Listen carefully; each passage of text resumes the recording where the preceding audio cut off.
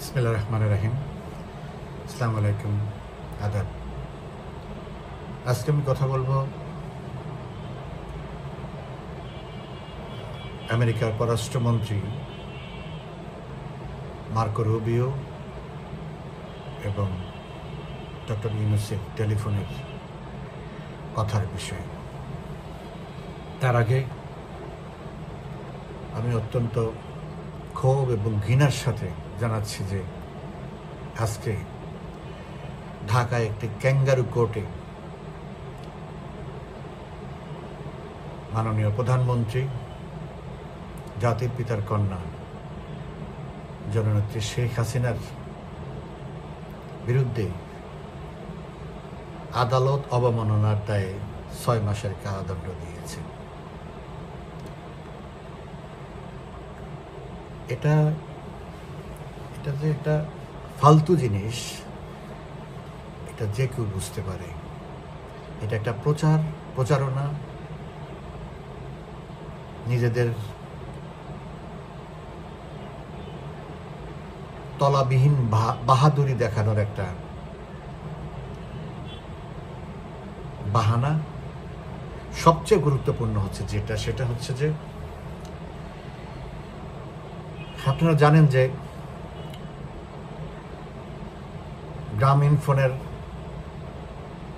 গ্রামীণ কল্যাণের শ্রমিকদের পাওনা আত্মসাতের দায়ে ডক্টর ইউনূসের 6 মাসের কারাদণ্ড হয়েছে শ্রম আদালতে। আজকের এই ঘটনা ইউনূসের সেই প্রতিহিংসার প্রতিশোধের একটা নমুনা মাত্র। ওনার বিরুদ্ধে 6 মাসের কারাদণ্ড হয়েছে। উনি আজকে মাননীয় প্রধানমন্ত্রীর বিরুদ্ধে 6 মাসের, ওনার ওই ক্যাঙ্গারু কোর্ট থেকে 6 মাসের কারাদণ্ড প্রকাশ করেছে। এইটা কোনো কোর্ট না, এটা হলো একটা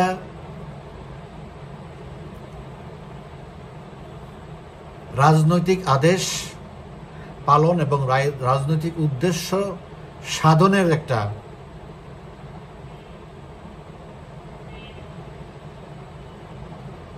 কাগজে পত্রের নামে একটা প্রতিষ্ঠান তৈরি করা হয়েছে, সৃষ্টি করা হয়েছে শুধুমাত্র প্রধানমন্ত্রী শেখ হাসিনা এবং আওয়ামী লীগের এবং সরকারের শীর্ষস্থানীয় ব্যক্তিদেরকে বিচারের নামে প্রহসন করার জন্য। তো এটার কপালে কি আছে আর কিছুদিন পরেই দেখতে পাবেন। এটা নিয়ে আমাদের অত মাথা ব্যথা নাই। শুধু এইটুকু বলার জন্য যে ইউনূসের বিরুদ্ধে তার কর্মচারীরা তাদের পাওনা আত্মসাতের মামলায় শ্রম আদালত 6 মাসের কারাদণ্ড দিয়েছে। সেই কারাদণ্ড তিনি ডাকাতি করে অবৈধভাবে ক্ষমতা দখল করার ঠিক আগের দিন রাতে, গভীর রাতে সেই কারাদণ্ড হাইকোর্ট থেকে প্রত্যাহার করা হয়েছে, খারিজ করা হয়েছে, বাতিল করা হয়েছে। সেই ইউনূস বাংলাদেশের সফল প্রধানমন্ত্রী, বাংলাদেশের নতুন বাংলাদেশ মানে আধুনিক বাংলাদেশ সৃষ্টিকারী, দেশের সবচেয়ে জনপ্রিয় নেত্রী, জাতির পিতার কন্যাকে একটা কালিমা দিতে চেয়েছিল, কিন্তু এটা কালিমা না, এটা হলো জয়ের তিলক। সেটা আগামী কিছুদিন পরে দেখা যাবে। সেই প্রসঙ্গে আমি 2-1 দিনের মধ্যেই কথা বলব। আরেকটি দুর্ভাগ্যজনক, কষ্টকর এবং মর্মান্তিক ঘটনা আমার নিজের এলাকা ভোলার তজুমুদ্দিন উপজেলায় ঘটেছে। এক নারীকে, তার স্বামীকে গাছে বেঁধে এক নারীকে গণধর্ষণ করা হয়েছে। ধর্ষণ কোনো নতুন ঘটনা বাংলাদেশে না। গত 11 মাস পর্যন্ত এটা আর এখন আর ধর্ষণের পর্যায়ে গড়ে না। এটা হলো নারীর ইজ্জতকে লুণ্ঠনের মহা উৎসব চলছে বাংলাদেশে ইউনূসের সরাসরি পৃষ্ঠপোষকতায়।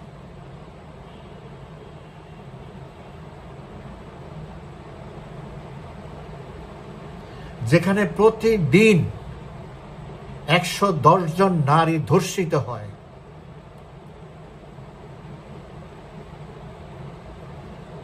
তার অর্ধেকই হলো শিশু, যাদের বয়স 10 বছরের নিচে।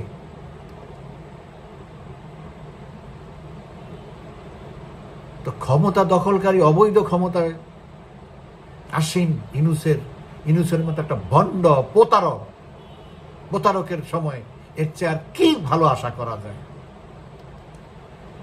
আমার ধারণা এটা হলো মন্দের ভালো, আরো কঠিন সময় সামনে আসতেছে।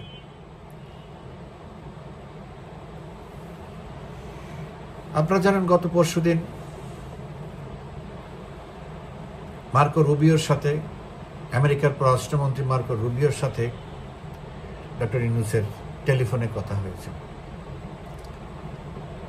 এটা নিয়ে বেশ খুব যে তোলপাড় করেছে তা কিন্তু না। এর আগে অন্যান্য লোকজনের সাথে কথা বলার পরে যেভাবে ফলাও করে প্রচারণা করেছে, এবার কিন্তু সেরকম একটা করেনি। এবারের এই, অথচ মার্কো রুবিও হইল second man of the US administration, second ক্ষমতাধারী ব্যক্তি, মানে পররাষ্ট্রমন্ত্রী, সবচেয়ে ক্ষমতাশালী পররাষ্ট্রমন্ত্রী বিশ্বের। তো তার ফোন, তার সাথে কথা বলা, এটা তো একটা মহা উৎসবে করার কথা ছিল। এটা নিয়ে একটা দিবস ঘোষণা করার দরকার ছিল। 5ই আগস্ট নিয়ে দিবস হচ্ছে, আরো অন্যান্য বিষয় নিয়ে দিবস হচ্ছে, জাতীয় দিবস। এটা নিয়ে একটা বিশাল দিবস, একটা জাঁকজমকপূর্ণ উদযাপনের জন্য মার্কিন পররাষ্ট্রমন্ত্রীর সাথে, আমেরিকার পররাষ্ট্রমন্ত্রীর সাথে ইউনূস সাহেবের কথা হয়েছে। আরে সর্বনাশ, বিশাল একটা কাজ করে ফেলছে। কিন্তু সেরকম কিছু হয়নি। খুব নমনীয় ভাষা, নমনীয়ভাবে পারলে হয়তো প্রচারই করতো না, এটা এরকম কথা হয়ে যায় কেন? তার আগে বিষয়টা হচ্ছে খুব ইন্টারেস্টিং একটা বিষয়। এখান থেকে বলা হয়নি, ওই ডাস্টবিন শফিক তো এটার স্টেটমেন্টটা দিয়েছে, ও কিন্তু বলেনি যে ফোনটা কে করেছে, ইউনূস করেছে না রুবিও করেছে। আবার স্টেট ডিপার্টমেন্টের যে স্টেটমেন্ট দিয়েছে, সেখানে কে ফোন করেছে সেটা উল্লেখ না করে বলেছে কথা হয়েছে। প্রথম পর্বে কথা হচ্ছে যে বিষয়টা হয়েছে ইলন মাস্কের মতো।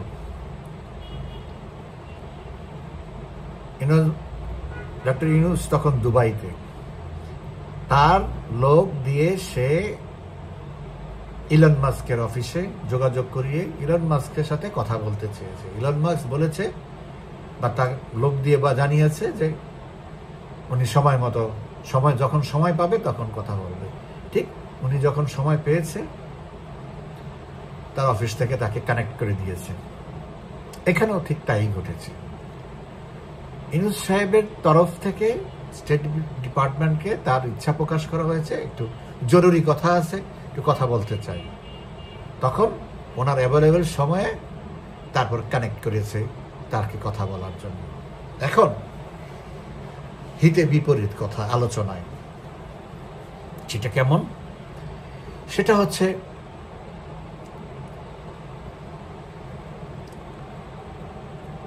ইউনূস সাহেব ফোন করেছে, প্রথম কারণটাই হচ্ছে, মেইন কারণ যেটা, সেটা হচ্ছে যে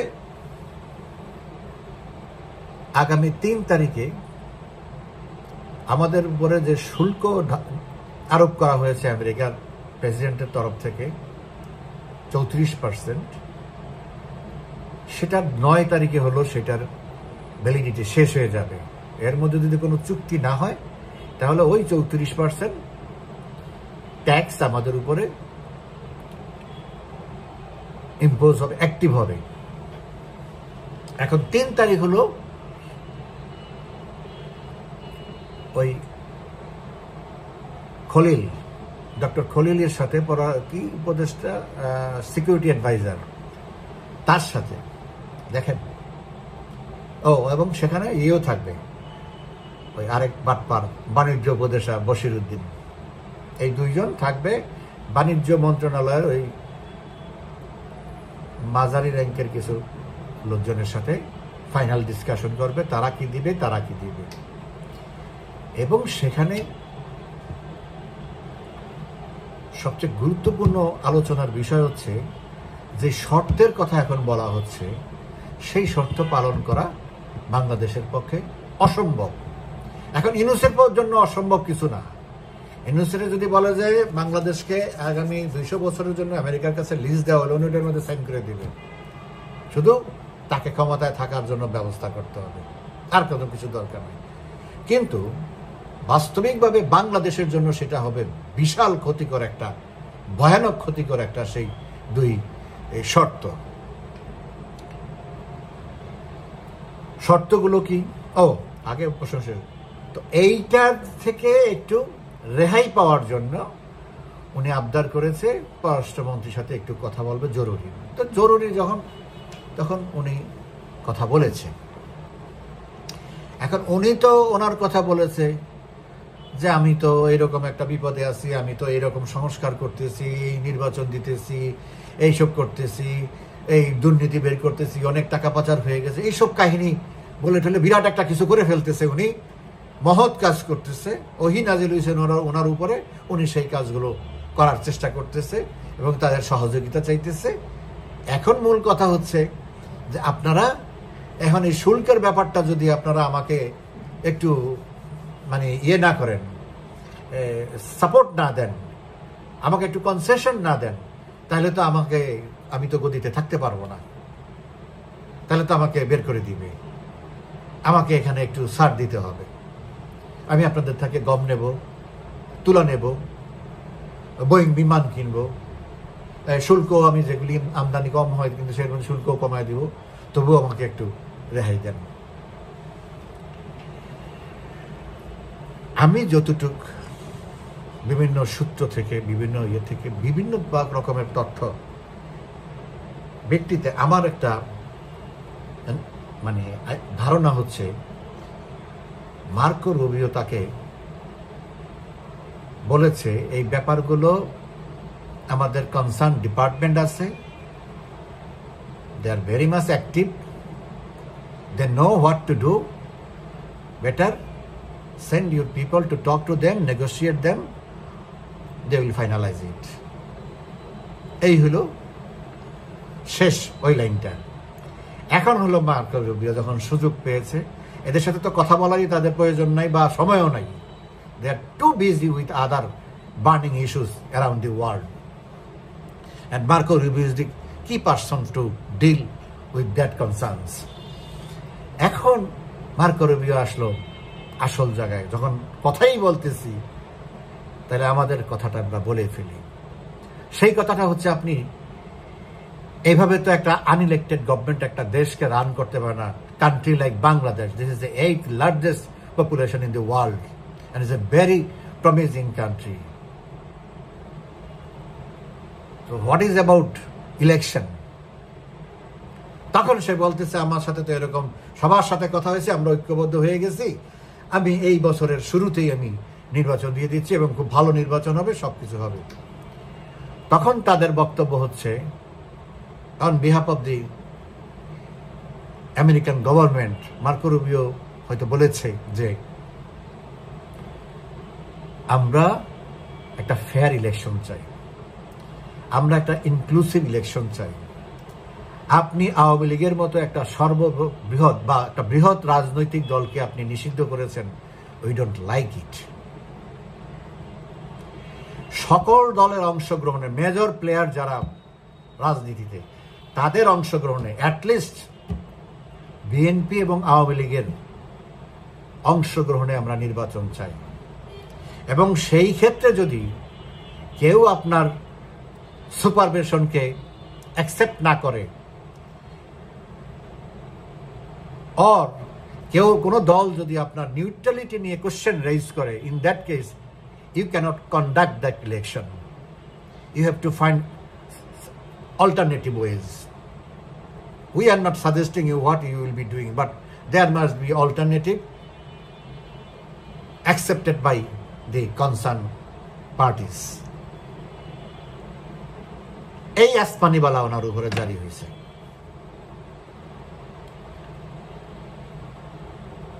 এখন এটা তো ইউনূসের আত্মহত্যার শামিল। পরে আসছে, এই পার্টটা শেষ করতেছিল। এখন তাকে যে দুইটা শর্ত দেওয়া হবে এই আমাদের এই নেগোসিয়েশনে, সেখানে হচ্ছে আমেরিকা যদি কোনো রাষ্ট্র, কোনো দেশকে, কোনো প্রতিষ্ঠানকে স্যাংশন দেয়, বাংলাদেশ মাস্ট ফলো দ্যাট। কোনো কারণে ধরে নিলাম যে আমেরিকা চায়নার উপরে অহরহ স্যাংশন দিচ্ছে, বাংলাদেশকে সেই স্যাংশন ফলো করতে হবে।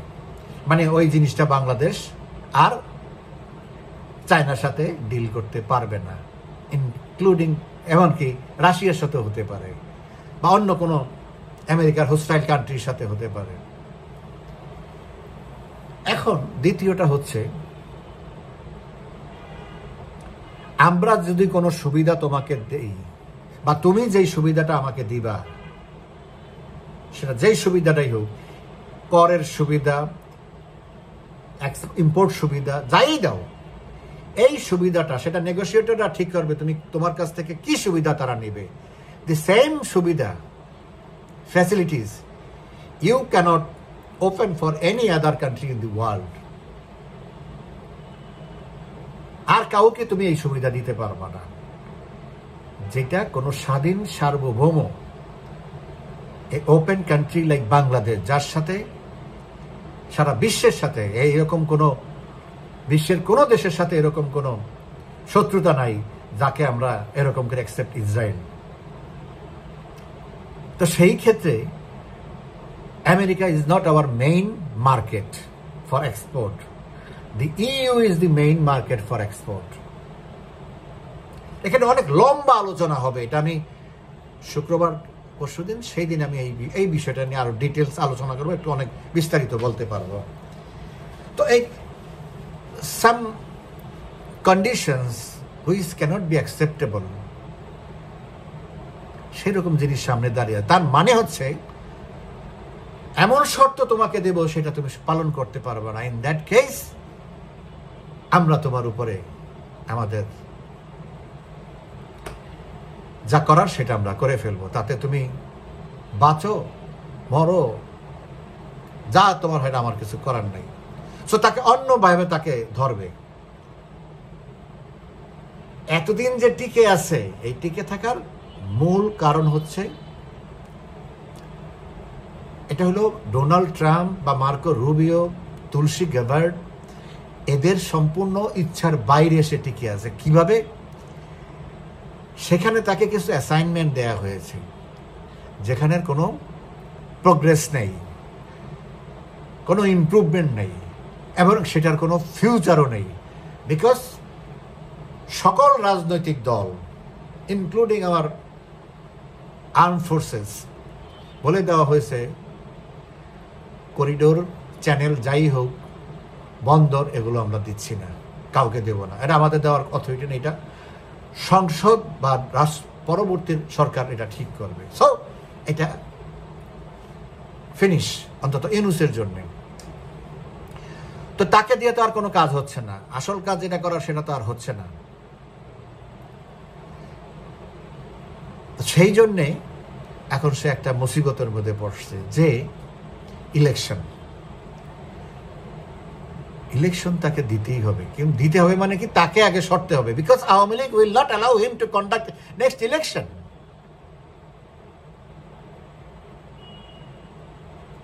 So if Awami League not participate in the next election, there will be no election. But entire world is demanding immediate election and the regular government, elected government.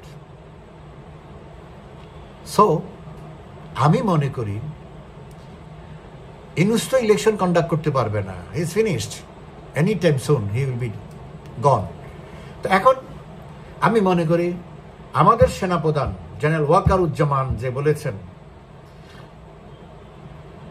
1 জানুয়ারি 26 সে একটা নির্বাচিত সরকার দেখতে চায়, means by 30th December in this year election must be conducted or held.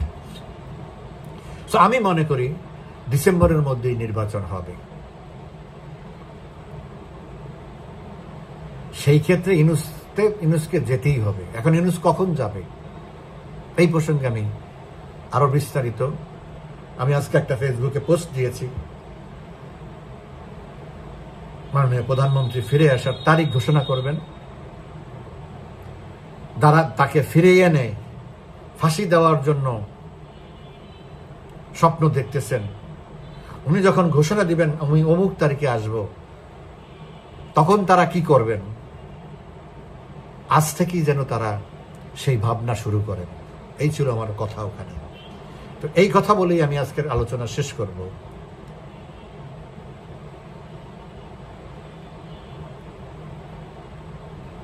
প্রধানমন্ত্রী শেখ হাসিনা বাংলাদেশে আসবেন, বাংলাদেশে নির্বাচন হবে, ইউনূস থাকবে না। ইউনূস জেলে থাকবে না প্যারিসে থাকবে আল্লাহ জানে, আর প্রধানমন্ত্রী শেখ হাসিনা জানে সে কোথায় থাকবেন, কি করবেন। এখন সব কিছুর ডিসাইডার হয়ে গেছেন শেখ হাসিনা।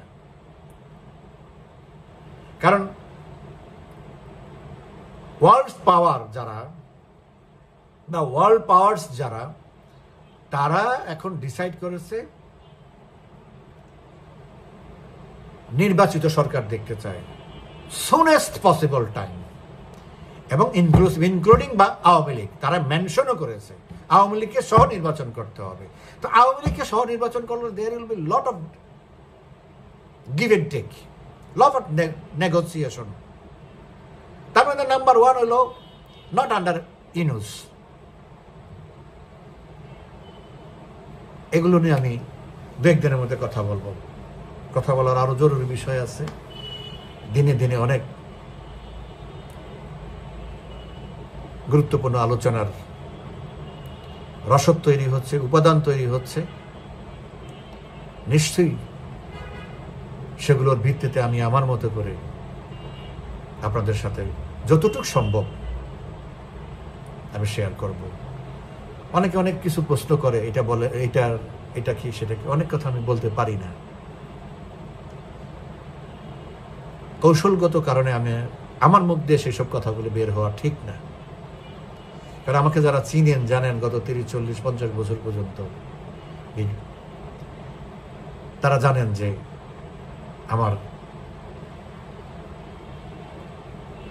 আমি কোন পর্যায়ে কার সাথে কিভাবে, বা মাননীয় প্রধানমন্ত্রী বা আমাকে কতটুকু স্নেহ করেন, মায়া করেন, মমতা করেন, আদর করেন। সো এটা যেহেতু অনেকেই জানে, আমার কথাকে যেহেতু অনেকে সেইভাবে এখান থেকে কিছু, এই কথার নির্যাস থেকে অনেক কিছু তারা আশা করেন, I must be very careful for talking everything. So অনেকে হয়তো অনেক সময় অনেক কিছু কনক্লুড করতে পারেন না আমার কথায়, I am sorry for that. কিন্তু যতটুকু সম্ভব আমি ততটুকুই বলবো। তাতে যদি কিছু চিন্তার খোরাক হয়, আপনাদের জানার খোরাক হয়, ওইটাই আমার সার্থকতা। ভালো থাকবেন সবাই, ধন্যবাদ।